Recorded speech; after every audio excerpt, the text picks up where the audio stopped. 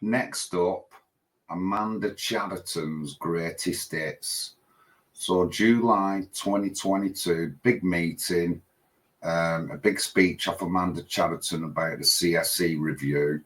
And before this, I was telling people that there's going to be trouble. After this meeting, over 20 people, 25 I think it were banned from the council meetings. And I said this before we went in the meeting to at least 3 people.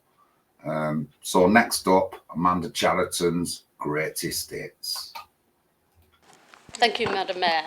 And I rise to make a statement and an update on Oldham Council's response to the publication of the CSE review a couple of weeks ago.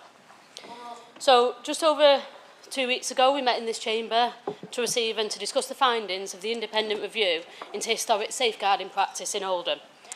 The review found that while we were aware of the issues and were working hard to tackle it, the protection and support we gave to children and young people facing sexual exploitation in Oldham was not good enough.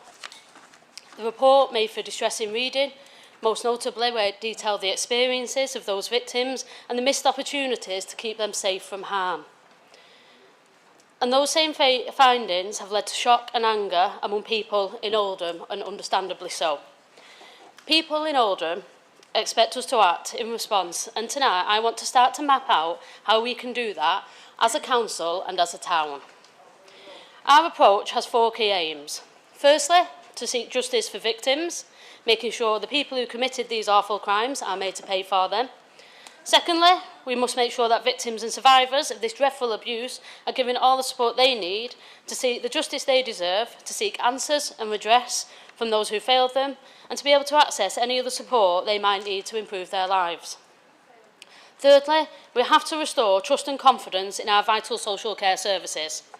Whilst we absolutely accept that practice on CSD historically was not good enough, people need to know that they can report concerns to us and that we will act to keep them safe.